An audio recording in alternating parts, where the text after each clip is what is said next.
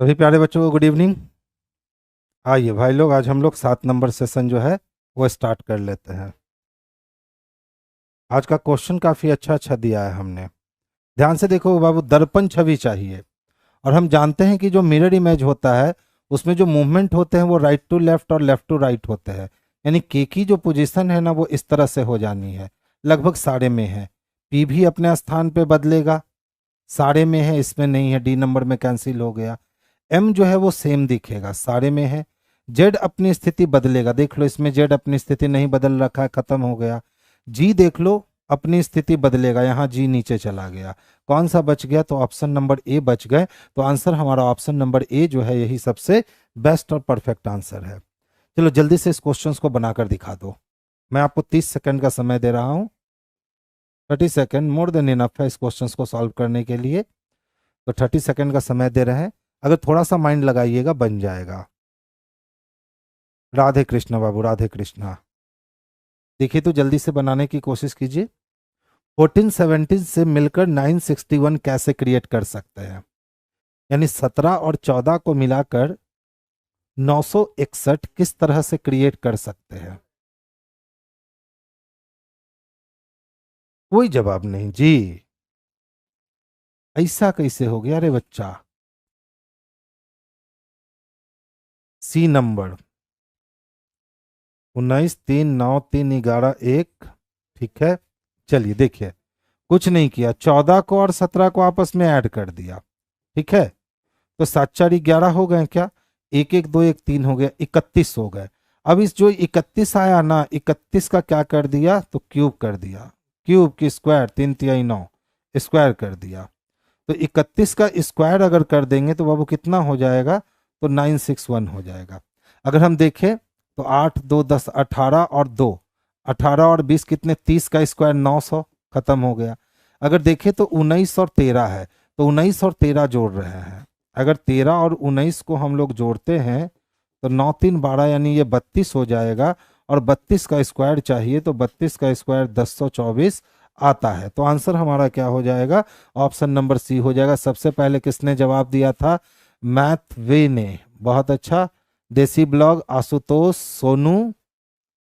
ठीक है, देसी तड़का। अरे क्या क्या नाम आप रखते हैं, देसी तड़का, देसी ब्लॉग। बहुत अच्छा है।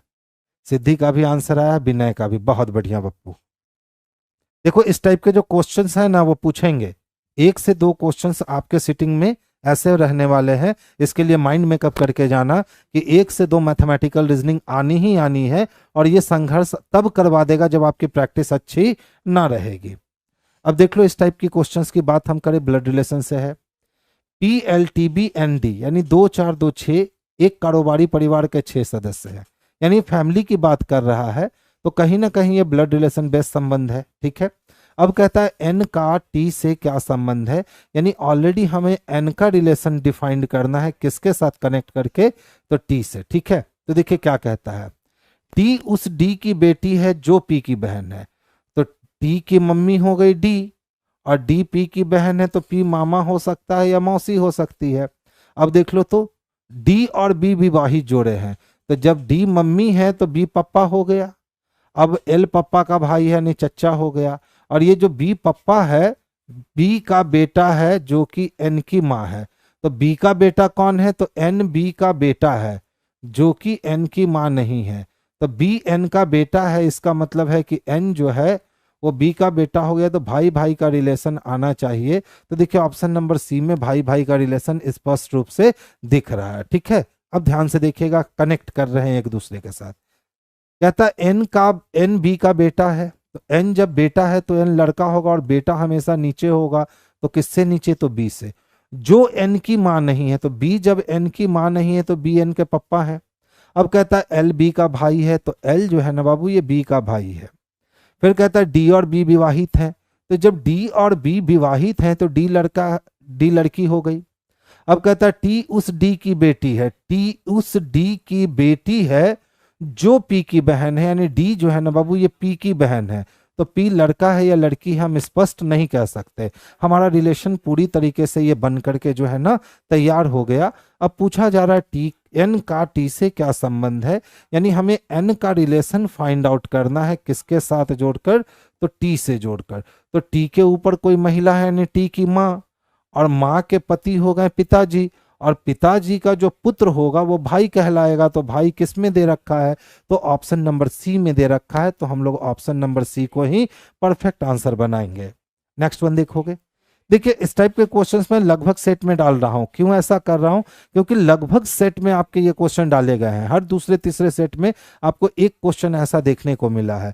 तो देखो क्या पूछता है, सर बता दो सभी कूट में केवल 2 अक्षर वाले कूट शब्द हैं, तो उसी कूट भाषा में काउंट को क्या लिखोगे। तो सबसे पहले काउंट को ढूंढना है। गुड डिड्स पे, पे ऑलवेज, ऑल योर डिड्स काउंट। देखिए काउंट मिल गया ना। अच्छा काउंट्स को कौन जानता है, तो डिड भी जानता है, ऑल भी जानता है, योर भी जानता है। तो डिड के लिए डिड यहां कैंसिल हो गए, ठीक है। यानी ऊपर वाले में और नीचे वाले में केवल डिड ही कॉमन था, तो हमने एक एलिमेंट को काटना है। तो एक एलिमेंट कौन है, तो टी आर है, यानी प्लेस के अकॉर्डिंग नहीं चल रहा है। अब देख लो, तो ऑल के लिए हम ऑल को डिस्ट्रॉय कर सकते हैं। तो ऑल के लिए ऑल को काटोगे तो क्या ओडी कटेगा। अच्छा बताओ, योर को आप कहीं से भी काट सकते हो, नहीं काट सकते हो, यानी एस एन और यूएम में से कोई एक चाहिए। तो ऐसा ऑप्शन किस में दिख रहा है, तो स्पष्टता आपको बी नंबर ऑप्शन में देख लेना चाहिए कि सर वहीं एस एन या यूएम दे रखा है। तो इस कंडीशन में इसका आंसर हम लोग बी नंबर लगाने वाले हैं। नेक्स्ट वन, 6 व्यक्ति एक समूह में है जिसमें प्रत्येक की लंबाई अलग अलग है। चलो मैं चाहूंगा आप 30 सेकंड लो।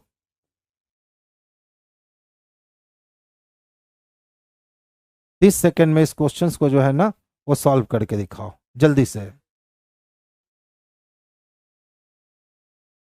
अच्छा 10 नंबर फिर से बता। बाबू विष्णु तू फिर से कितना करवाता है रे।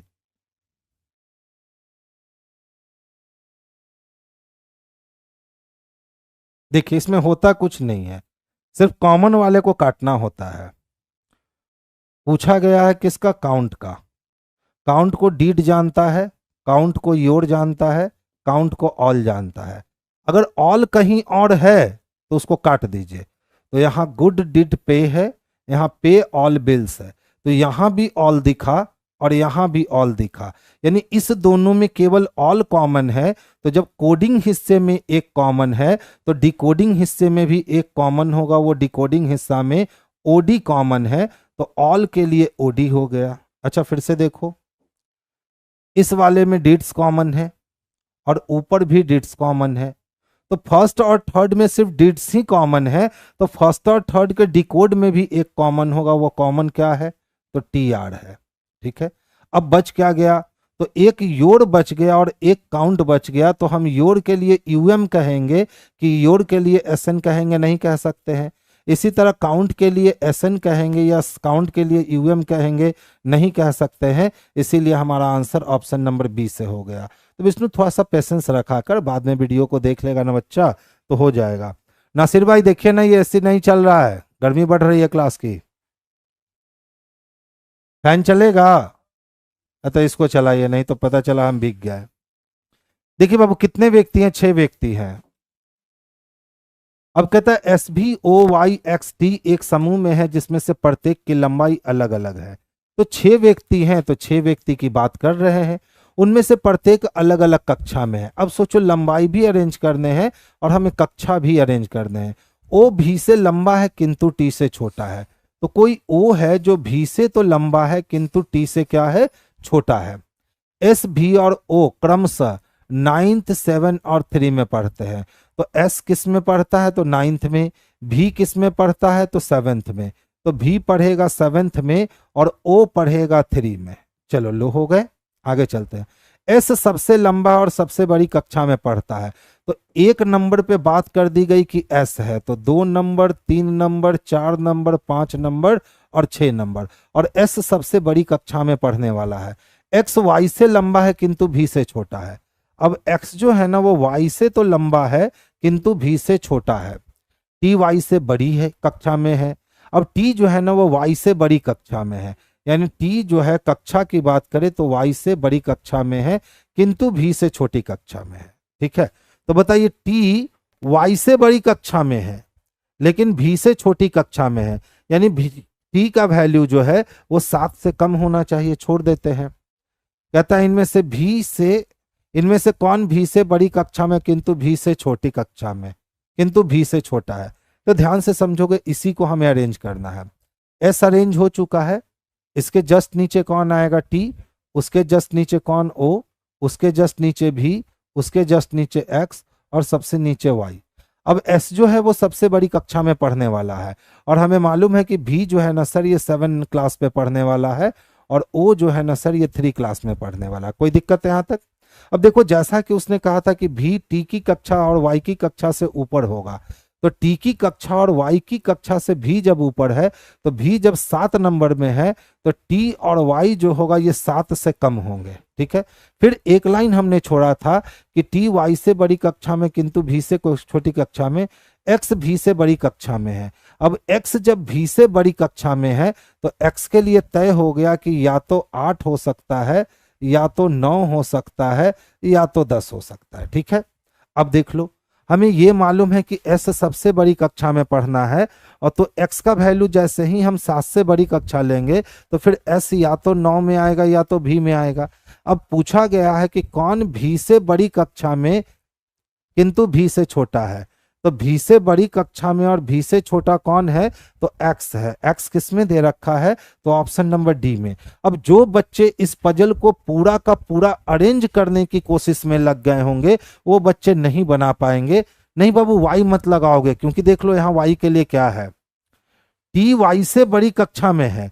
तो टी जब वाई से बड़ी कक्षा में है, ठीक है, टी वाई से बड़ी कक्षा में है, कौन, टी, किंतु भी से छोटी कक्षा में है। अब टी जो है ना वो भी से जब छोटी कक्षा में और वाई से बड़ी कक्षा में है तो भी तो 7 नंबर पे है, तो जब भी 7 नंबर पे है इसका मतलब है कि टी जो है वो भी के भी नीचे है और वाई जो है वो टी के भी नीचे है। ठीक है, और हमें यहाँ क्वेश्चन पूछ रहा है कि सर भी से बड़ी कक्षा में चाहिए, तो भी से बड़ी कक्षा में तो कौन बचा, तो एक्स बचा और कौन बचा, तो एस बचा। अब कहा लेकिन भी से छोटा चाहिए, तो एस तो भी से बड़ा है ना, तो एक्स ही भी से छोटा है, तो आंसर किसको लगाएंगे, तो एक्स को लगाएंगे, ऑप्शन नंबर डी। ठीक है, अच्छा वाला क्वेश्चन था। देखिए ध्यान से समझिएगा, ऐसे क्वेश्चन हमेशा आते हैं और आप बच्चे या तो इस क्वेश्चन को छोड़ देते हो या आप इसको करना नहीं चाहते हो, जबकि पहले ये आपके एग्जामिनेशन में नहीं पूछे जाते थे। तो चलो भैया, पहले नहीं करते थे तो चलो समझ में आती है कि सर नहीं पूछता है तो नहीं करते थे, लेकिन अब तो ये डबल लाइन सेटिंग आपकी पूछी जाने लगी है और लगातार पूछी जाने लगी है। तो देखो क्या कहता है, 10 व्यक्ति 2 समानांतर पंक्ति में बैठे हैं, पंक्ति 1 और 2 में।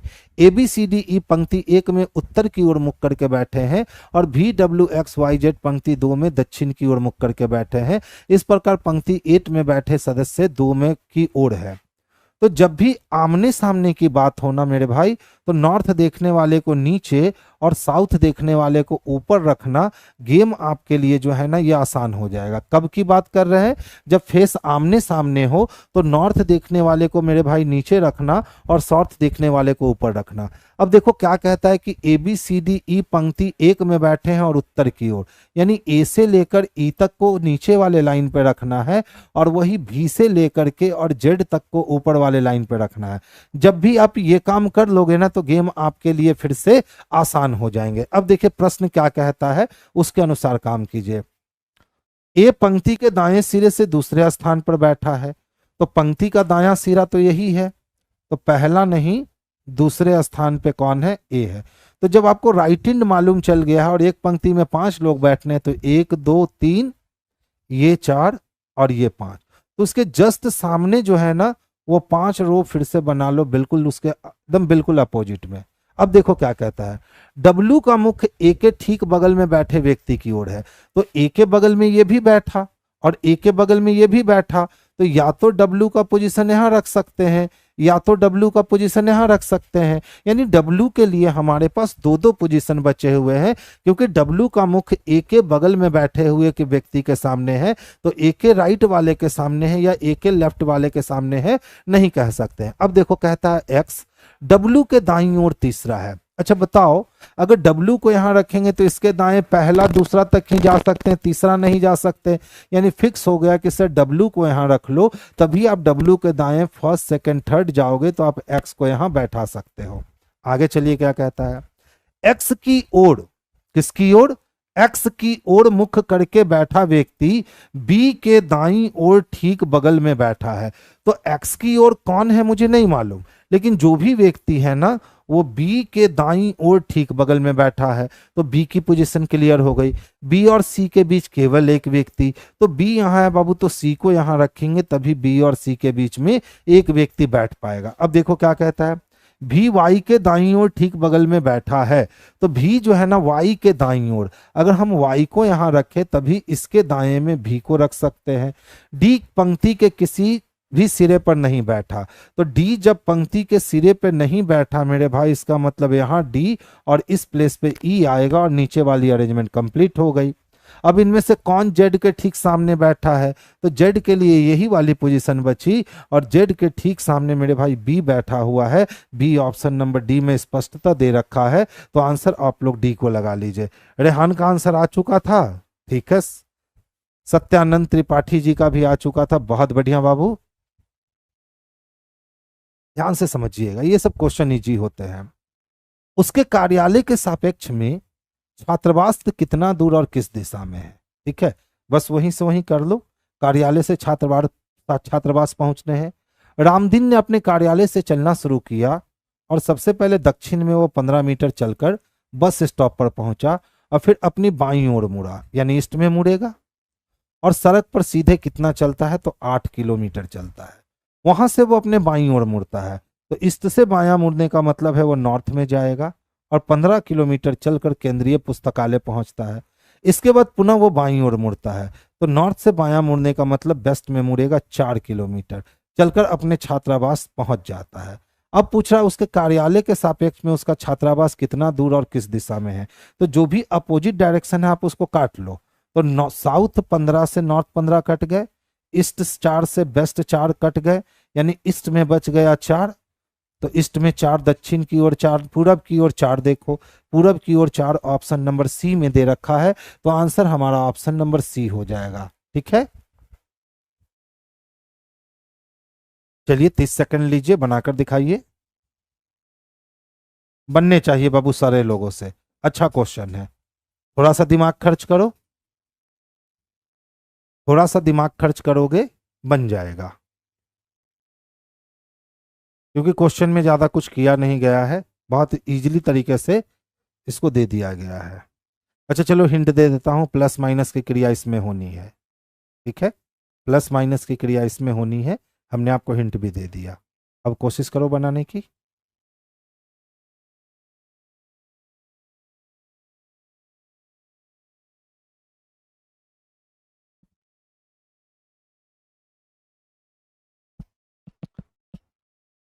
सी आया, यानी 73 आ रहे हैं, ठीक है। रंजन का भी सी आया, विष्णु का भी सी आया, बस 2 ही लोग बनाए हैं। चलिए आइए देखिए, देखिए ध्यान से समझिएगा। सबसे पहले तो हमको दिख रहा है 4 है, 3 है, 2 है, और इससे हमको क्या पूरा करना है, तो 21 पूरा करना है। अच्छा अगर हम 4 का स्क्वायर कर दे और उसमें 3 के स्क्वायर को जोड़ दे, ठीक है, और फिर माइनस कर दे 2 के स्क्वायर को, तो देखिए तो 4 चौको कितने हो गए, 16, 3 तिहाई 9 और माइनस 2, 2 दूना 4, 16 9 25 हुआ क्या, 25 में से 4 जब माइनस करेंगे तो 21 आ जाएगा क्या। अगर सेम काम करते हैं हम, तो 5 का स्क्वायर 25 होता है, 6 का स्क्वायर 36 होता है, और इसमें हमें माइनस कितने करने, तो 3 का स्क्वायर 9 को माइनस करने। तो देखिए 6 5 11 का एक हाथ में एक बचा, 3 2 5 61, 61 में से कितना घटा दो, 9 घटा लो, कितने मिल जाएंगे, तो 52 मिल जाएंगे। अच्छा सेम प्रोसेस अगर हम अप्लाई करते हैं, 5 का स्क्वायर और प्लस 8 का स्क्वायर को जोड़कर, और इसमें से यदि हम 4 के स्क्वायर को माइनस करते हैं, तो ये रहा 25 25 हो गए, 8 8 64 हो गए, ठीक है। और इसमें हमने 4 चौको 16 को माइनस किया, तो 5 4 9 हो गए और 6 2 8 हो गए। 89 में से मुझे 16 माइनस करने हैं, ठीक है। 9 में से 6 गया, 3 बचे, 8 में से 1 गया, 7 बचे, यानी 73 आंसर आ जाएगा, जो ऑप्शन नंबर सी में स्पष्टता देखने को मिल रहा है। तो आंसर हम लोग ऑप्शन नंबर सी को करेंगे। ध्यान से समझिएगा, रैंकिंग के प्रश्न तो आप जानते हैं बहुत आसानी से बनना होता है। मध्य अवधि परीक्षा के बाद रुपेश शीर्ष से 10वें स्थान पर और रचित नीचे से 21वें स्थान पर रहा। यदि रचित ने रुपेश से बेहतर प्रदर्शन किया, ठीक है, और 6 छात्रों का स्थान उनके बीच रहे, तो बताइए परीक्षा में कितने छात्रों ने भाग लिया। अच्छा बताओ, रचित नीचे से 21वां है और कह रहा है कि इसने बेहतर प्रदर्शन किया, किससे? तो रुपेश से, यानी ये रुपेश को क्रॉस करके जा चुका है, ओवरलैपिंग की क्रिया हो चुकी है। और इन दोनों के बीच में कितने लोग हैं? तो 6 छात्र इन दोनों के बीच में ऑलरेडी है। तो जब ओवरलैप कर चुका है और हमसे कह रहा कितने भाग लिए हैं, तो इस कंडीशन में क्या सिखाए हैं? राइट प्लस लेफ्ट को जोड़ दीजिए और बिटवीन में 2 ऐड करके माइनस कर दीजिए, आपके आंसर आएंगे। तो देखो राइट कितना है? 10, लेफ्ट कितना है? 21, 31 हो गया। 31 में से 6 + 2 करके इसको घटा लीजिए, ठीक है। तो 31 में से आपने कितना घटाया? 8 घटाया। तो 11 में से 8 गया, 9 10 11, 3 बच गए और ये 2 23 बच गए, यानी आंसर क्या हो गया? तो ऑप्शन नंबर ए हो गया। डायरेक्ट हम बना सकते हैं, कुछ करने की जरूरत नहीं है। बस छोटी सी बात याद रखोगे क्या, कि जब भी ओवरलैप कर जाए ना, जब भी ओवरलैप कर जाए और टोटल पूछे, तो इस तरह से हम लोग निकाल लेंगे, right plus left minus between plus 2 अगर कर लेंगे तो हमारे पास टोटल निकल करके सामने आ जाएगा। अब देखिए, अब मैं इसको बना देता हूं। मान लो कि मध्य अवधि की परीक्षा हुई, ठीक है, मिडिल टर्म हुआ, और इसके अनुसार कहता है सर रुपेश शीर्ष से 10वां है। तो रुपेश जो है ना बाबू, ऊपर से काउंट करने पर कौन? रुपेश 10वां है। अब कहता है रचित नीचे से 21वां है, रचित ने रुपेश से बेहतर प्रदर्शन किया। तो सोचने वाली बात है कि रचित ने जब रुपेश से बेहतर प्रदर्शन किया तो रचित तो रुपेश से ऊपर होगा, और नीचे से उसका स्थान रचित का कितना है? 21। ये किसका पोजीशन है? तो ये रचित का पोजीशन है, ठीक है। अब कहता है सर इनके बीच में 6 स्टूडेंट है, इनके बीच में कितने स्टूडेंट है? तो 1 2 3 4 5 6 स्टूडेंट है। अब वो जानना चाहता है सर टोटल कितना है। तो ध्यान से देखो, ऊपर से इसका पोजीशन 10 है क्या? ये इसका पोजीशन 21 है, तो 21 से पहले 20 19 18 17 16 15 14, यानी कि अगर रुपेश जहां पे है वहां पे अगर रचित को देखने जाएंगे तो रचित का पोजीशन मात्र 14 ही मिलेगा। तो एक ही व्यक्ति का पोजीशन जब दोनों साइड से मिल चुका है तो हम क्या करेंगे? तो 14 + 10 करेंगे और एक को इसमें से माइनस कर लेंगे। तो 14 और 10 कितने हो जाते हैं मेरे भाई? 24, और 24 में से एक माइनस किया तो कितने हो गए? 23। तो जो भी बच्चे ट्रेडिशनल तरीका से इस क्वेश्चंस को बनाओगे उन बच्चों को समय ज्यादा लगेगा, लेकिन जो बच्चे इसका यूज कर लोगे, right plus left minus between plus 2 का, वो बच्चे बस चुटकी में बना सकते हो। इस क्वेश्चंस के लिए इतना मेहनत करने की जरूरत नहीं है, इस वाले कॉन्सेप्ट से 100% सही कर सकते हो। नेक्स्ट वन देखोगे, ध्यान से समझोगे। 2 कथन ए और बी दिए गए, दोनों कथनों के बीच कारण और प्रभाव का संबंध हो सकता है, यानी काउज एंड इफेक्ट से क्वेश्चन पूछे जाने लगे हैं। ये दोनों कथन या तो किसी एक उभयनिष्ठ कारण या स्वतंत्र कारण के प्रभाव हो सकते हैं, या ये कथन बिना किसी संबंध के स्वतंत्र कारण भी हो सकते हैं। अब कहा दोनों कथनों को पढ़िए और इसका विकल्प का चयन कीजिए। केबीसीएल ने एयरलाइंस को अपना तेल बेचने का फैसला किया है। अब केबीसीएल कोई तेल बेचने वाली कंपनी है, और ये तेल बेचने वाली कंपनी जो है इसने क्या किया कि अब बोला कि भैया हम एयरलाइंस को ही अपना तेल बेचेंगे, ये फैसला कर लिया। और दूसरा कहता है कि एयरलाइंस ने पिछले महीने से तेल की खरीद मूल्य बढ़ा दी। तो सोचिए, इन दोनों को पढ़ने पर पता चल रहा है कि कारण क्या बना कि एयरलाइंस ने पिछले महीने से तेल की खरीद मूल्य बढ़ा दी। यानी जो भी एयरलाइंस वाले थे उन्होंने कहा कि भैया पहले हम 100 रुपये लीटर लिया करते थे, अब हम आपको 130 रुपये लीटर तेल ले लेंगे। तो अब क्या हुआ कि केबीसीएल कंपनी ने जो कहा उसने एयरलाइंस को अपना तेल बेचने का फैसला किया। इसका मतलब ए काउज बन रहा है और बी इसका इफेक्ट बन रहा है, यानी 2 नंबर जो है ना ये कारण बन जा रहे हैं, और उसका प्रभाव किस पे पड़ा, तो उसका प्रभाव केबीसीएल कंपनी पे पड़ा कि पहले वो अपना तेल किसी को भी बेच लेता था, लेकिन जैसे ही एयरलाइंस वाले ने कहा कि भैया हम अपना मूल्य बढ़ा रहे हैं, हम तेल आपसे महंगा में खरीदेंगे, तो अब केबीसीएल कंपनी बोली कि अब तो हम एयरलाइंस को ही तेल बेचेंगे। तो बी कारण और ए प्रभाव हो गया, यानी दो कारण और ए प्रभाव ऑप्शन नंबर बी में स्पष्टता देखने को मिल रहा है। तो आंसर हमारा ऑप्शन नंबर बी जो है ये बेस्ट और परफेक्ट आंसर है।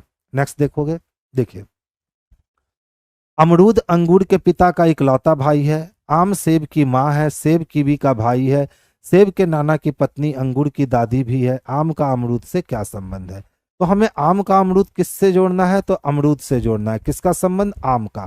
तो देखिए अमरूद किसको जानता है, तो अमरूद अंगूर को जानता है। तो अमरूद कौन है, तो अंगूर के पिता का इकलौता भाई है, यानी अंगूर का चाचा है।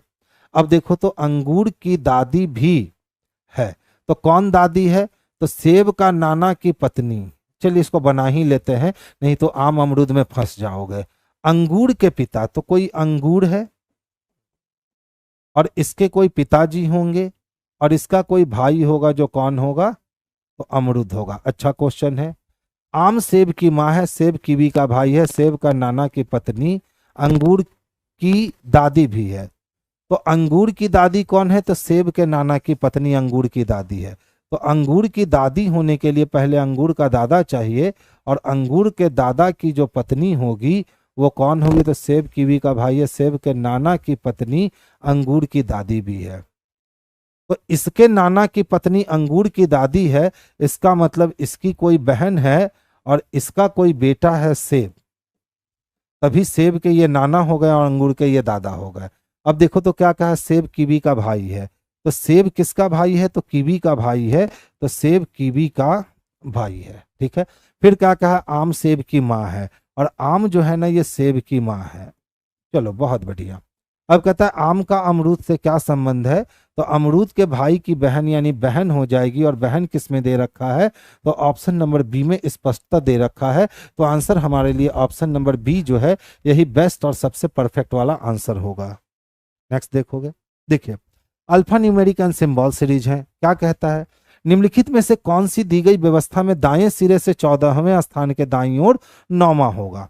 तो पहले हमें दाएं सिरे से 14 जाना है और फिर इसके दाएं में हमें 9 नंबर पे आने हैं। जब ये सेम डायरेक्शन है तो माइनस होगा, 14 में से 9 गया तो 5 बच गए, यानी मुझे राइट एंड से 5वां ही ढूंढना है। तो देख लो राइट एंड से ये 3 रहा और ये 2, यानी क्यू मिल जाएगा। क्यू किस में है, तो ऑप्शन नंबर बी में है। तो आंसर हम लोग बी को करेंगे।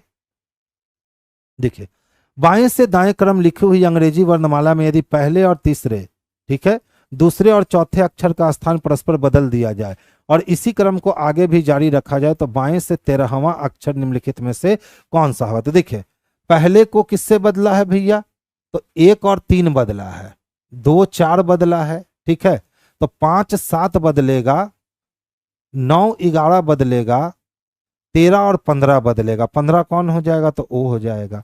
आंसर ओ को कर लीजिए, यही हमारा आंसर है। ध्यान से देखोगे क्या होता है, एबीसीडी में जेड तक होते हैं ना, A B C D E F G H I J K L M N O P Q R S T U भी डब्ल्यू एक्स वाई और जेड होते हैं।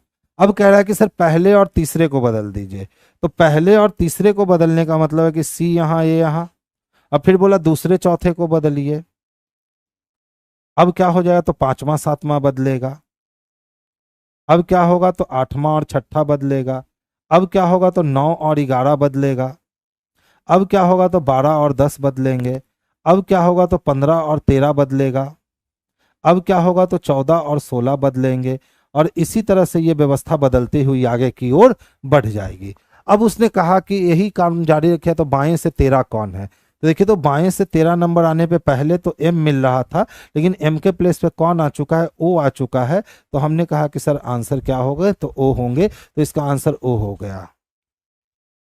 नेक्स्ट देखोगे, अच्छा बताइए ये वाली फिगर हमें तलाशनी है और मिरर को यहाँ रखा गया है, तो ये तो ऊपर जब जाएगा तो ये ट्रायंगल का हिस्सा जो है, ये ट्रायंगल का हिस्सा ऊपर ही दिखने वाला है, बस इसका कलर वाला हिस्सा इधर दिखने वाला है। तो ऐसी व्यवस्था ना तो ए में दिख रही है, ना तो ऐसी व्यवस्था बी में दिख रही है और ना ही ऐसी व्यवस्था सी में दिख रही है, तो फिर ऐसी व्यवस्था इकलौती किस में दिख रही है? तो डी में दिख रही है, तो आंसर इसके डी हो जाएंगे। नेक्स्ट वन देखोगे, अच्छा ध्यान दोगे,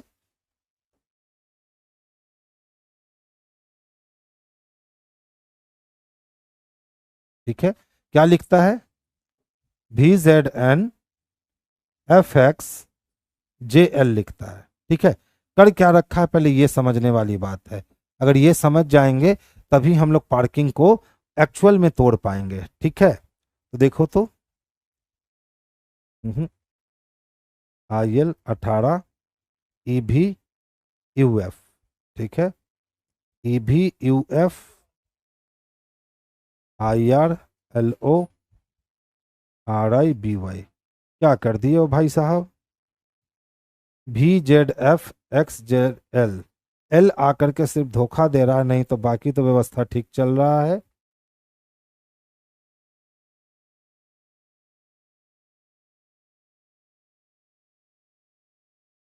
बढ़ा घटा, घटा बढ़ा घटा,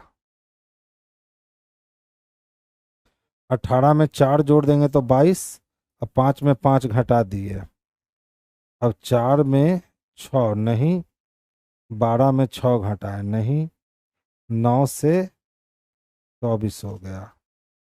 देखिए तो कोई लॉजिक निकालिए।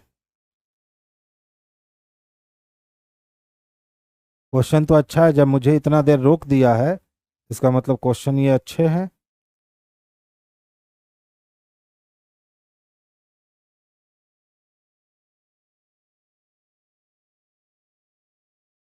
बारह बारह 24, 9 9 18 नहीं, क्या किया गया है? 2 है, 21 है, 9 है, 12 है, 4 है, 5 है, 18 है। क्या लिख रहे हो जी? 22 लिख रहे हो, 26, 14, 6, 24, 10 और 12 लिख रहे हो, ठीक है। 2 में 10 जोड़ दिए तो 12 हो जाएगा, 21 में नहीं, प्लेस के अकॉर्डिंग रखे क्या? तो पार्किंग के लिए नया शब्द चाहिए, नहीं। डी नंबर क्यों? लॉजिक दीजिए, बिना लॉजिक के कैसे माने? 18 4 22, 5 घट गया,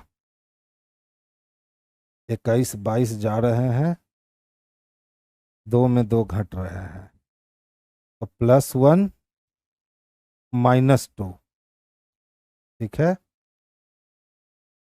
12 2 14, 4 2 6 और 9 3 12,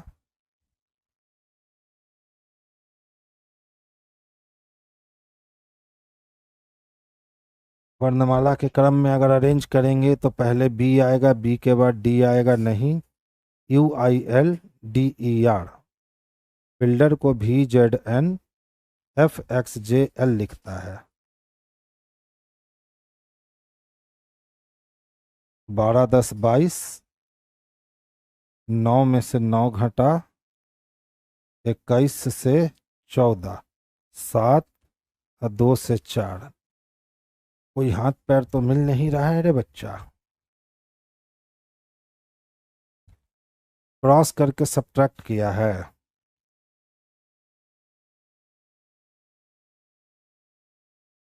वही तो करके देख लिए ना, नहीं जा रहा है। देखो 18 से 22 होने के लिए हम लोग को प्लस करना पड़ेगा, ठीक है, और इसमें माइनस करना होगा, फिर इसमें प्लस, इसमें माइनस, इसमें प्लस, इसमें माइनस और इसमें प्लस करने होंगे। तो 18 से अगर 22 हम आते हैं तो +4 करते हैं, लेकिन 5 से 26 जाने के लिए -5 करना होगा, 4 से 14 आने के लिए +10 करना होगा, और 12 से 6 आने के लिए -6 करने होंगे। अब देख लो, जैसे ही ये करोगे तो ये सीरीज मेंटेन नहीं कर पा रही है, और जब तक सीरीज मेंटेन नहीं करेगा तब तक हम इसका आंसर दे नहीं पाएंगे। तो देखिए 18 से 22 होने के लिए अगर 4 जोड़ दिया है तो 7 में 4 जोड़ेंगे तो 11 ऑप्शन में नहीं है, और कोई ऑप्शन ढूंढा जाए।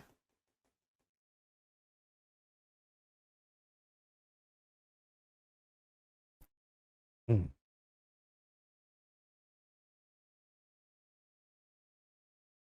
3-3 बांटते हैं। चलिए, अब पेन चलाना ही पड़ेगा, बहुत देर से सोच रहे थे बिना पेन के इसको सॉल्व कर लिया जाए। तो चलिए देखिए, तो यहाँ आने के लिए कितना माइनस कर देंगे, तो 6 माइनस कर देंगे। अब यहाँ से यहाँ आने के लिए 21 में 5 जोड़ देंगे, और 9 5 14।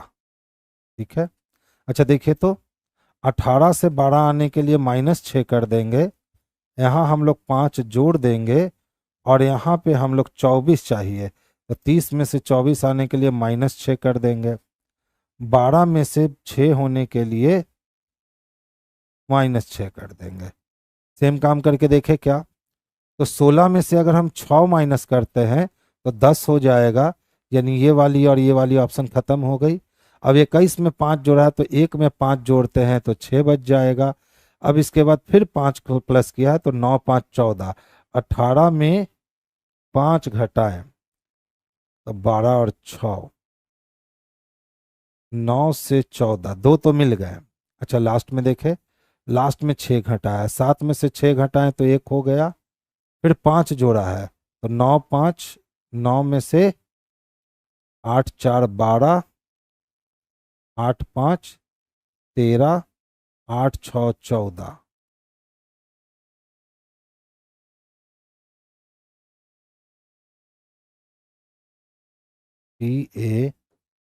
PARKING। 6 में 6 घटाओगे 10 होंगे, उसके बाद +5 करोगे 6 होंगे, उसके बाद फिर -6 करोगे 12 होंगे, उसके बाद फिर -6 करोगे तो 5 होंगे, उसके बाद 9 5 +5 करोगे 14 होंगे, उसके बाद 6 घटाओगे 8 होंगे, उसके बाद 7 है ना, 7 में 6 घटाओगे ए होंगे, यानी -6 +5, -6 -6 दो बार, +5, फिर -6 -6 दो बार, पहले -6 किया फिर +5 किया। अब देख लो यहाँ पे क्या होने चाहिए थे, तो 2 बार -6 होने चाहिए थे, 2 बार क्या होने चाहिए थे, -6 होने चाहिए थे। यहाँ आई को डिस्टर्ब कर रहा है, ये आई बस हम लोग को क्या कर रहा है, तो डिस्टर्ब कर रहा है। ठीक है, इसका आंसर सी नंबर लगाओ। सिस्टम ये है, -6 +5 फिर 2 बार -6 फिर +5 फिर 2 बार -6, तो आंसर क्या लगा लो, सी लगा लो। ठीक है, नेक्स्ट वन देखिए। श्वेता अपने कार्यालय से चलना शुरू करती है। बाबू देखिए, कोई भी चीज जब मिसिंग होती है ना, तो सबसे पहला काम क्या करो कि ऐसे ही मिसिंग नहीं बोलो, जितने एफर्ट है आप उस पर लगा लो, तभी आप किसी क्वेश्चन को गलत साबित कर सकते हो। अब इसका मतलब ये नहीं हुआ कि एट ए टाइम नहीं बन रहा है जल्दी तो हम उसको गलत साबित कर दे, क्योंकि हर क्वेश्चन के पीछे कुछ ना कुछ लॉजिक्स होते हैं, तो जब तक संभव है लॉजिक को पकड़ना चाहिए। ठीक है, देखिए श्वेता अपने कार्यालय से चलना शुरू करती है और दक्षिण की ओर, क्या कहता है, उसके कार्यालय और बैंक के बीच की न्यूनतम दूरी, तो कार्यालय से शुरू करती है और साउथ में चलती है कितना, तो सर 150 मीटर चलती है। उसके बाद दाएं मुड़ती है, तो साउथ से दाएं मुड़ने का मतलब वेस्ट में कितना जाती है, तो 80 चलती है। फिर बाएं मुड़ती है, तो वेस्ट से बाएं मुड़ने का मतलब ईस्ट में मुड़ जाएगी और कितना चलती है, 60। और अंत में बाएं मुड़ने के लिए, तो अंत में ईस्ट से बायां मुड़ने का मतलब नॉर्थ में मुड़ेगी, और नॉर्थ में मुड़ के कितना चलेगी, तो 280 चलेगी। अब देखो जो जो कटने वाला है पहले काट लो, ये साउथ 150 से नॉर्थ 150 कटा क्या, तो साउथ पूरे कट गए। जब 150 कट गए तो 8 5 कितने बच गए, तो 8 इधर बच गया 80, और 5 इधर बच गया, यानी 13 बच गया, यानी यहाँ 130 बच गए। ठीक है, अच्छा देखो तो यहाँ काटो तो 60 से कटेगा क्या, तो यहाँ कितने बच गए, तो 20 बच गए। ठीक है, अब पूछता है कि सर बतला दो न्यूनतम दूरी कितनी है, तो √13 का स्क्वायर और +2 का स्क्वायर, तो 13 13 कितने हो गए, तो 169, 2 दूना कितने हो गए 4, यानी रूट अंडर कितने आ जाएंगे 178। 150, 80, 60 और 280। 9 9 4 13 का 3 हाथ में 1 6 1 7, रूट 173 आ रहा है जी। नहीं,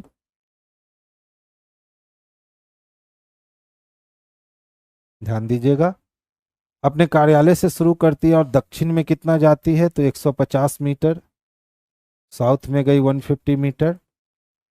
फिर दाएं मुड़ती है, तो साउथ से दायां मुड़ने का मतलब जाएगी वो वेस्ट में, और वेस्ट में कितना चलती है, तो 80 मीटर। वेस्ट में कितना चलती है, 150 मीटर चलने के बाद वो वेस्ट में चलती है 80 मीटर। तो वो वेस्ट में चली कितना, तो 80 मीटर। फिर कहता है फिर वो बाएं मुड़ती है और 60 मीटर। तो वेस्ट से जब बायां मुड़ेगी तो साउथ में आएगी, तो साउथ में आ गई। ओहो हो, नॉर्थ लिख दिए थे ना, साउथ में आ गई कितना, 60 मीटर। दिमाग अभी भी वहीं चल रहा था। अंत में वो बाएं मुड़ती है और बैंक पहुंचने के लिए एक 280 मीटर चलती है। यहां से वो बाएं मुड़ी और कितना चल रही है, तो 280 मीटर चल रही है। साउथ से बायां मुड़ने का मतलब है कि वो ईस्ट में जाएगी, और ईस्ट में कितना जाएगी, तो 280 मीटर जाएगी। ठीक है, अब देखो कटेगा। 80 से 80 कटा क्या, तो ईस्ट में कितने बच गए, तो 200 बच गए।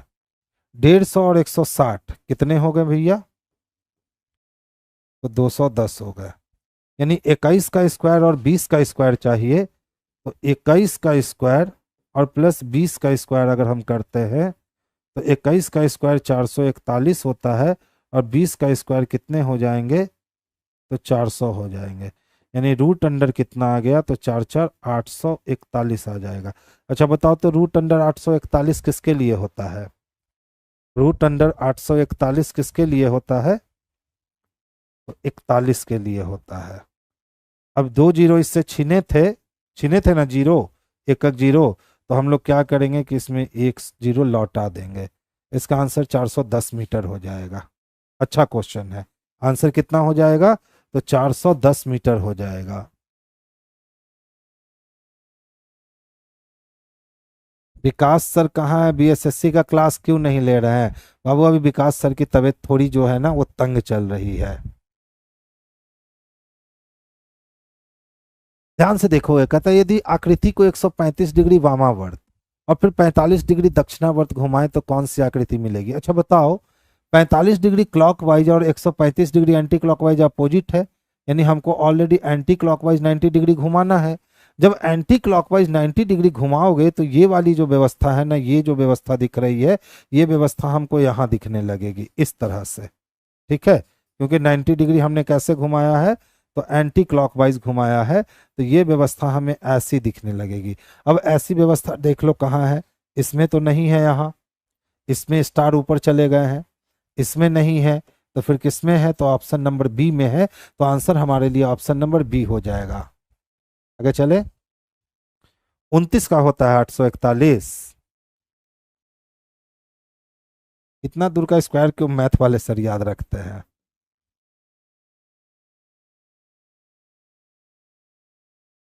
29 का 841 हो जाएगा जी।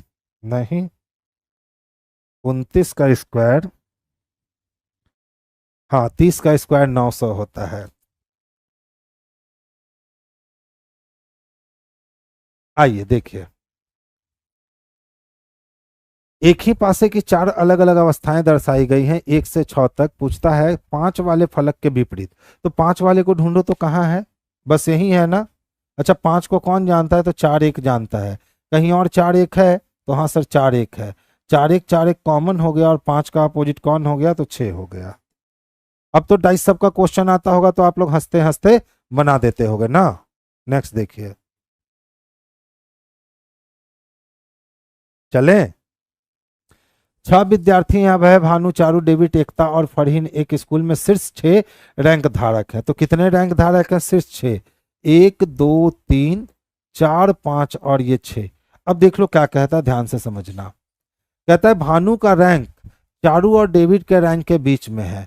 तो भानु का जो रैंक है ना बाबू, वो किसके बीच में है, तो चारू के रैंक और डेविड के रैंक के बीच में है, वाइस वर्सा केस। अब देखो क्या कहता है, चौथे स्थान पे भानु है, तो चौथे स्थान पे कौन है, तो भानु है। इसका मतलब चारू और डेविड का स्थान फिक्स हो चुका है, यहीं पे से कहीं होना चाहिए। अब कहता है एकता और डेविड के रैंक के बीच दो विद्यार्थी। अब सोचो, अगर हम एकता को कहाँ रखते हैं, डेविड को यहाँ रखते हैं, तो एक और दो विद्यार्थी छोड़ के एकता को रख सकते हैं। अगर डेविड को यहाँ रखे तो एक और दो छोड़ करके एकता को रख सकते हैं। यानी कोडिंग करना होगा कि एकता और डेविड के बीच दो विद्यार्थी हैं, वाइस वर्सा के। आगे चल दीजिए, फिर देखिए क्या कहता है। दिए गए सभी विद्यार्थियों में से एकता सबसे निचले रैंक पे है। अब लीजिए बतला दिया कि सर एकता जो है ना सर, वो सबसे निचले रैंक पे है, तो एक और दो छोड़ करके यहाँ बाबू कौन आ जाएगा, तो डेविड आ जाएगा। और डेविड और चारू के बीच में कौन, भानु के बीच, डेविड के बीच और चारू के बीच कौन है, तो भानु है, तो चारू यहाँ आ गई। यानी एक और दो पोजीशन बचे हुए हैं। अभय का रैंक फरहीन के रैंक से नीचे है, तो अभय का जो रैंक है वो किसके नीचे है, तो फरहीन से नीचे है। अरेंजमेंट 6 रैंक धारक का कंप्लीट हो गया। क्या पूछ रहा है, सर बताइए पांचवें रैंक पे कौन है, तो पांचवें रैंक पे चारू है, और चारू किस में दे रखा है, तो चारू सी में दे रखा है, तो आंसर भी हमारा ऑप्शन नंबर सी हो जाएगा। मैथ की क्लास आपकी नहीं चल रही है, मैथ की क्लास तो आपकी चल रही होगी। अच्छा हाँ, अमरजीत सर के घर पे कुछ काम आ चुका है, तो वो गांव गए हुए हैं, इसीलिए थोड़ी मैथ की क्लास जो अभी आपकी है ना 2 दिन से डिस्टर्ब होगी। 2 दिन से डिस्टर्ब है ना, हाँ सर घर गए हुए हैं, अभी कोई भी क्लास नहीं ले रहे हैं। आपके 2 केस बन रहे हैं, नहीं बनेंगे, दूसरा केस गलत हो जाएगा, ठीक है। ध्यान से देखिएगा क्या कहता है, 13, 16 से 52 लाना है। अगर हम 13 और 16 की बात करें तो 6 3 9 हो गया, 1 1 2 हो गया, 29 हो गए। 6 3 9 1 1 2 29। अगर 29 को हम 2 से गुना कर दे तो 9 दूना 18 हो गया, और 2 दूना 4 1 5, और 6 माइनस कर ले, ठीक है। 24 और 15 को जोड़े तो 5 4 9 हो गए, 2 1 3। 39 दूना कर दे, नहीं, कोई और लॉजिक देना होगा। हाँ देख लो, ये भी 4 से डिविजिबल है, ये भी 4 से डिविजिबल है, और ये भी 4 से डिविजिबल है। अगर इनको हम 4 से भाग दे देते हैं तो देखिए तो ये क्या हो जाता है, तो 4 चक्को 16 हो जाते हैं, तो 13 को 4 से गुना कर दे 52। अगर 24 को 4 से भाग देते हैं तो ये 6 होता है, तो 15 को 6 से गुना कर दिए तो 90। और 36 को अगर हम 4 से भाग दे तो 9 होता है, तो 23 को 9 से गुना कर दीजिए, 9 तिया 27 का 7 हाथ में बच गए 2, 9 दूना 18 और 2 20, यानी 207 आएगा। 207 ऑप्शन नंबर ए में स्पष्टता देखने को मिल रहा है, तो आंसर हमारा ऑप्शन नंबर ए जाएगा, ठीक है। नेक्स्ट वन देखोगे, अब कहता है घेघा, सूखा रोग, चेचक, ठीक है। कहता है सर्वोत्तम रूप से दर्शाता है, तो क्या, संक्रमण रोग, किसी चीज के कमी के कारण होने वाले रोग, घेघा रोग, सूखा रोग, और चेचक। तो देखिए चेचक जो है ना वो संक्रमित पार्ट में आता है। चेचक किस में है, संक्रमित पार्ट में है, तो हम देख सकते हैं यहाँ चेचक का संक्रमित है। और किसी चीज की कमी के कारण, तो घेघा रोग जो होता है ना आयोडीन की कमी के कारण होता है, और सूखा रोग जो होता है वो विटामिन ई की कमी के कारण होता है। तो ऑप्शन नंबर ए का चयन कीजिए। ये हुआ चेचक और ये हुआ संक्रमण रोग, तो चेचक संक्रमण रोग का हिस्सा हुआ। अब ये हो गया किसी चीज की कमी के कारण होने वाले रोग, इसमें घेघा रोग जो है वो आयोडीन की कमी के कारण होता है, और सूखा रोग जो होता है वो विटामिन ई की कमी के कारण। तो ऑप्शन नंबर ए को हम परफेक्ट आंसर बना सकते हैं। नेक्स्ट वन देखोगे, अच्छा देखो तो क्या किया, ध्यान से समझोगे। 6 और 4 को जोड़ दिया, तो 6 4 कितने हो गए, तो 10 हो गए, और इसका 2 गुना कर दिया, तो 10 दूना कितने आ गए, तो 20 आ गए। इसी तरह से 7 और 5 को जोड़ दिया, तो 7 5 कितने हो गए, तो 12 हो गए, 12 को 2 से गुना कर दो तो 12 दूना कितने हो गए, तो 24 हो गए। यानी हमको एक ऐसी युक्ति ढूंढनी है जिसमें दोनों लास्ट वाले को जोड़कर दुगना करने पर ये आ जाए। तो देखिए 9 4 13 दूना 26 खत्म हो गए, 5 2 7 दूना 14 खत्म हो गए, 8 5 13 7 3 10 दूना 20। कोई और लॉजिक लेना पड़ेगा। 6 4 10 2 से क्यों किए, अच्छा ठीक है, आपस में घटाया, बहुत बढ़िया, बहुत ही बढ़िया। देखिए 2 के पीछे का लॉजिक जान लीजिए कि ये 2 क्यों लाया। तो देखिए 4 और 6, पहले 6 4 को जोड़ा, अब 6 4 को घटा दिया। पहले क्या किया, 7 5 को जोड़ा, अब 7 5 को आपस में घटा दिया। तो जब ये घटाया तो अब हमारे पास कितने हो गए, तो 10 गुने 2 हो गए, इसीलिए 10 दूना कितना हो गया, तो 20 हो गया।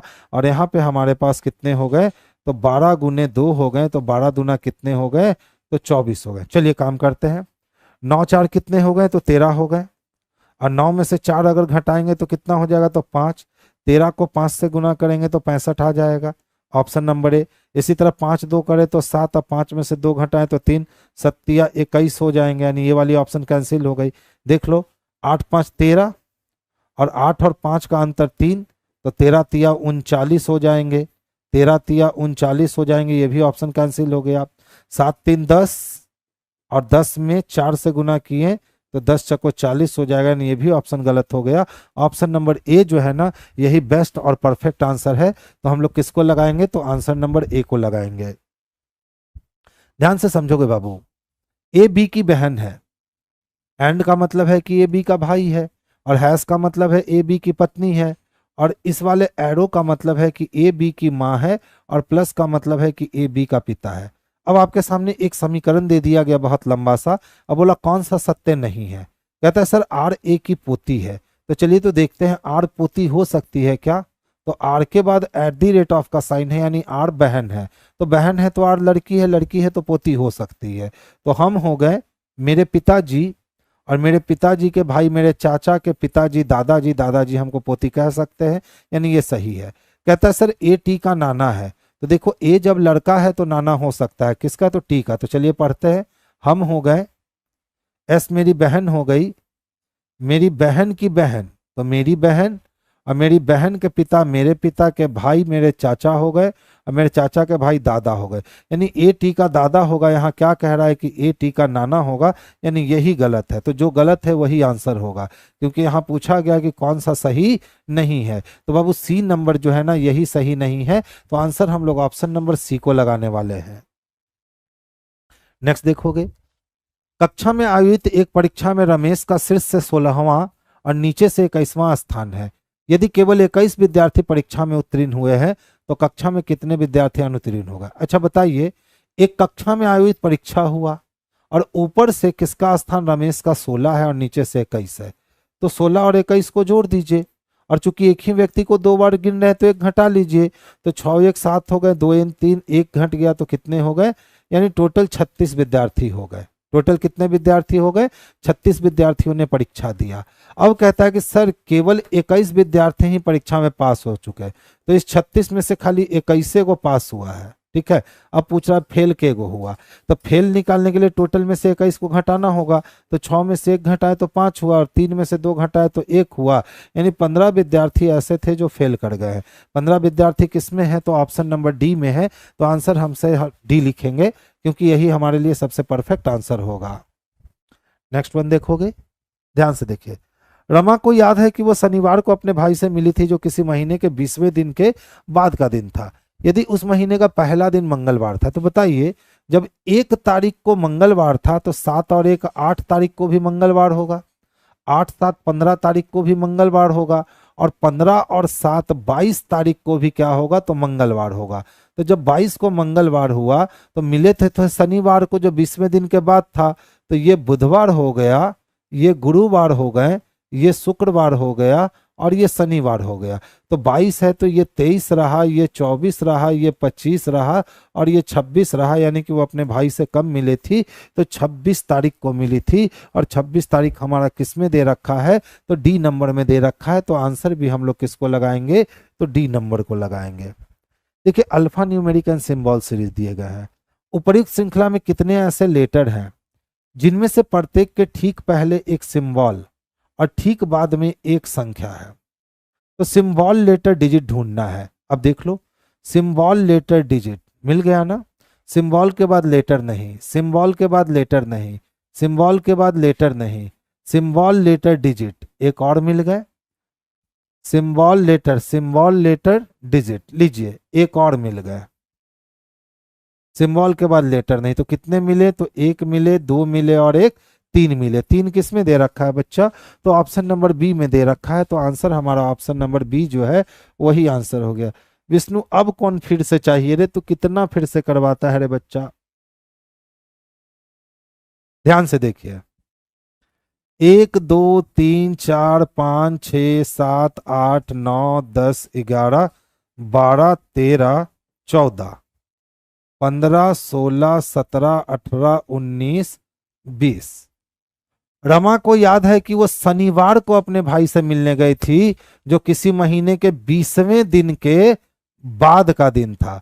तो 20वें दिन के बाद का दिन 21 हो सकता है, 22 हो सकता है, 23 हो सकता है, 24 हो सकता है, 25 हो सकता है, 26 हो सकता है, 27 28 29 या 30 हो सकता है। अब कहा 1 तारीख को मंगलवार है, तो 7 दिन अगर इसमें जोड़ेंगे तो 8 तारीख को फिर से मंगलवार होगा। 7 दिन जोड़ेंगे तो 8 7 15 तारीख को फिर से मंगलवार होगा। 15 में 7 दिन जोड़ेंगे तो 22 तारीख को फिर से मंगलवार होगा। यानी यहां पे कौन सा वार था? 22 तारीख को मंगलवार होगा। तो मंगल के पहले सोम आया और सोम के पहले रवि आया, जबकि वो 19 को तो मिलने नहीं जा सकती है, क्योंकि 20वें दिन के बाद गई, यानी 20 के बाद वाले सैटरडे में गई है। तो जब 22 को मंगल है तो 23 को बुध हुआ, 24 को गुरु हुआ, 25 को शुक्र हो गए और 26 को सैटरडे हो गया। तो यही सैटरडे हमारा आंसर हो गया। उसी को वहां शॉर्ट फॉर्म में बनाए थे, तो आप नहीं समझे विष्णु जी, तो थोड़ा सा ध्यान रखा कीजिए विष्णु। नेक्स्ट वन देखोगे, दिए गए कथन और कार्यवाही को ध्यानपूर्वक पढ़िए। एक प्राइवेट लिमिटेड कंपनी के वित्तीय लेखा विवरणों में कुछ गंभीर और महत्वपूर्ण गलतियां पाई गई। तो कोई प्राइवेट कंपनी है और उसका जब अकाउंट में चेक किया गया तो पता चला कि अकाउंट में कुछ गंभीर और महत्वपूर्ण गलतियां हैं। तो आखिर यहाँ पे एक्शन क्या लेना चाहिए? ठीक है, तो कहता है उस प्राइवेट लिमिटेड कंपनी के खाते में गलतियों का मूल कारण खोजने और उपचारात्मक कार्यवाही का सुझाव देने के लिए विशेषज्ञों की एक टीम नियुक्त की जानी चाहिए। बिल्कुल किया जाना चाहिए। आप सोचिए, जब अकाउंट में गड़बड़ी हुई है तो ये अकाउंट किसी अकाउंटेंट ने ही बनाया होगा। ठीक है, अब वो गुस्साते नहीं हैं, आप ऐसे क्वेश्चन को रिपीट करने के लिए कहते हैं जिस क्वेश्चन में दम ही नहीं होता है। अब मान लो कोई बहुत दमदार क्वेश्चन है और उसको आपने कहा कि सर रिपीट कर दो, तो फिर उसको बनाने में भी दोबारा मजा आता है। अब जो बउआ का झुनझुन्ना वाला क्वेश्चन होता है उसको आप कहते हो सर फिर से रिपीट कर दो, और आप पर डे कम से कम 2 से 3 क्वेश्चन के साथ ये करते हो। आप वीडियो उठा करके देख लेना। देखिए, तो बताइए प्राइवेट लिमिटेड कंपनी का कोई वित्तीय लेखा के विवरण में अगर कुछ गड़बड़ी आई है तो आम व्यक्ति ने तो उसका अकाउंट नहीं देखा होगा, कोई अच्छा अकाउंटेंट ही होगा जो उसको अकाउंटेंसी कर रहा होगा। और एक अच्छे अकाउंटेंट से गलती हो गई जो नहीं पकड़ा रहा है, और काफी गंभीर गलती हो गई। तो जब एक अकाउंटेंट से गलती नहीं पकड़ा रहा है तो अकाउंटेंट की कई टीम मिल करके जब एक साथ उस पर काम करेगी, और वो भी कैसा स्पेशलिस्ट जो होगा, यानी जो उससे भी अच्छा अकाउंटेंट होगा, अगर वो लोग मिल करके काम करेंगे तब उसकी गलती पकड़ा सकती है। इसमें शामिल सभी कर्मचारियों की गहन जांच की जानी चाहिए। तो यह भी करना जरूरी है कि अकाउंट में जितने भी मुलाजिम थे उन सारे की जानकारी होनी चाहिए कि उसमें जांच पड़ताल कीजिए। तो 1 और 2 दोनों अनुसरण करता है, और 1 और 2 दोनों बाबू किस में दे रखा है? तो डी में दे रखा है। तो आंसर हमारा ऑप्शन नंबर डी होगा। देखो क्या कहता है, ABCDEFGH एक वर्गाकार मेज के चारों ओर बैठे हैं। तो चलो भैया, एक वर्गाकार मेज है और इस वर्गाकार मेज के चारों ओर कितने लोग बैठे हैं? तो कुल 8 लोग बैठे हैं। कितने लोग बैठे हैं? तो कुल 8 लोग बैठे हैं। अब कहता है जबकि 4 भुजाओं के मध्य में बैठे हैं, चारों कोने पर बैठे व्यक्ति का मुख केंद्र की ओर है। तो जो भी कोने पर बैठे हैं उनका मुख केंद्र की ओर है, जबकि भुजा के मध्य बैठे व्यक्ति का मुख केंद्र के बाहर की ओर है। देखो भाई, ये पहले क्वेश्चन इस तरीके का बैंक में पूछा जाता था, रेलवे इससे काफी कोसों दूर था, लेकिन 2018 के बाद इस टाइप के क्वेश्चंस भी आपके रेलवे के एग्जामिनेशन में पूछे जाने लगे हैं। तो इस टाइप के क्वेश्चंस में क्या होता है ना कि ये क्वेश्चन आसान हो जाते हैं, सिर्फ ये डराने के लिए होता है, जबकि यहाँ पे हमारे लिए गेम आसान हो चुका है कि 4 लोग अंदर देख रहा है जो कॉर्नर पे है, और जो कॉर्नर के बाहर बैठा है, मिडिल लाइन पे बैठा है, वो आउट ऑफ सेंटर देख रहा है। तो ये क्वेश्चन बनाना पहले से ज्यादा आसान होता है। अब देखो क्या कहता है, एफ डी के बाईं ओर चौथे स्थान पर है, डी का मुख बाहर की ओर है। तो बताइए डी का मुख कहाँ है, तो बाहर की ओर है, ठीक है। और एफ डी के बाईं ओर, तो डी का दाया डी का बाया, 1 2 3 4, यानी एफ यहां बैठेगा, 2 का काम हो गया। सी एफ के दाईं ओर ठीक बगल में है, तो एफ जब बाहर देख रहा है तो इसका दाया क्लॉकवाइज, यानी सी को यहां बैठना है। अब कहता है ए एच के दाईं ओर तीसरे स्थान पे, बहुत सारे प्लेस खाली हैं, तो जहां भी एच बैठेगा उसके दाएं पहला दूसरा तीसरा कौन बैठेगा, तो ए बैठेगा। अब देख लो बहुत सारे प्लेस कैसे खाली थे, एच को यहां रख ले तो पहला दूसरा तीसरा हो सकता है, अगर हम एच को यहां रख ले तो पहला दूसरा तीसरा हो सकता है, अगर हम एच को यहां रखें तो पहला दूसरा तीसरा नहीं हो सकता, एच को यहां रखें तो पहला दूसरा तीसरा नहीं, यानी एच और ए का ये पोजीशन बन रहा है। अब दोनों में से कौन पोजीशन सही है नहीं मालूम है, छोड़ दो। जी और बीच के बीच में 2 बैठ, तो जी और बी के बीच में कितने व्यक्ति बैठे हैं भाई, तो 2 व्यक्ति बैठे हैं, वाइस वर्सा केस लगा के छोड़ दो। अब कहता है ई बी के दाईं ओर ठीक बगल में है, और उसने कहा सर बी के दाएं ठीक बगल में कौन बैठा होगा, तो ई बैठा होगा, और एफ के बाईं ओर ठीक बगल में बैठा है, तो कौन, तो और किसके लिए, तो ई के लिए। तो ई जो है ना वो एफ के बाईं ओर ठीक बगल में बैठा है, और ई जो है वो बी के दाईं ओर भी ठीक बगल में बैठा है। अब बताओ बी और जी के बीच कितने लोग हैं, 2 लोग हैं, तो 1 और 2 छोड़ के जी को यहां रख नहीं सकते, तो 1 और 2 छोड़ के आप जी को यहां पे प्लेस कर सकते हो। अब कहता है एच ई के दाएं दूसरे स्थान पे बैठा है, तो एच जो है ना वो ई के दाएं, तो ई के दाएं पहला नहीं दूसरा। देखो जिस समय ये कोड हमने किया था उस समय एच की स्थिति फिक्स नहीं थी, लेकिन अब एच की स्थिति फिक्स हो गई। अब एच और ए के बीच में 2 लोग हैं, तो 1 और 2 छोड़कर ए को यहां रख लिया, और हमारे अरेंजमेंट जो है ना वो बन करके कंप्लीट हो गए। अब देखो क्या कहता है, डी के सापेक्ष ए का स्थान कौन सा है, तो अगर डी के रिस्पेक्ट में हम ए को देखने जाएंगे तो डी तो आउट ऑफ सेंटर देख रहा है, तो डी के लेफ्ट में दूसरा होगा, तो बाईं ओर दूसरा ढूंढ लो, बाईं ओर दूसरा ऑप्शन नंबर सी में दे रखा है, तो आंसर हमारे लिए ऑप्शन नंबर सी जो है यही सबसे परफेक्ट और बेस्ट आंसर होगा।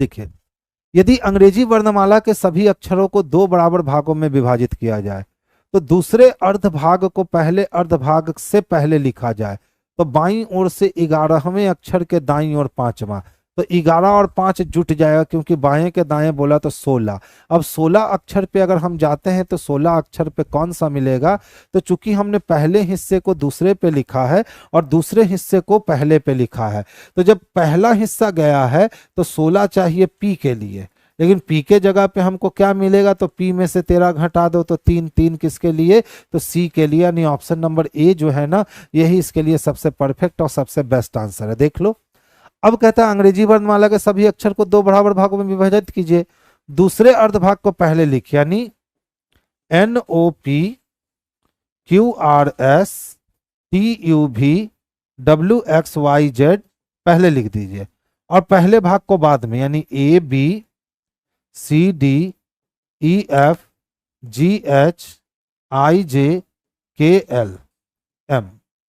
अब पूछे गए हमसे बाईं ओर से 11वां अक्षर पहले पकड़ो, तो बाईं ओर से 11वां अक्षर पकड़ेंगे तो 3 4 5 6 7 8 9 10 1 11, 2 2 4 2 6 2 8 2 10 1 11 हो गया।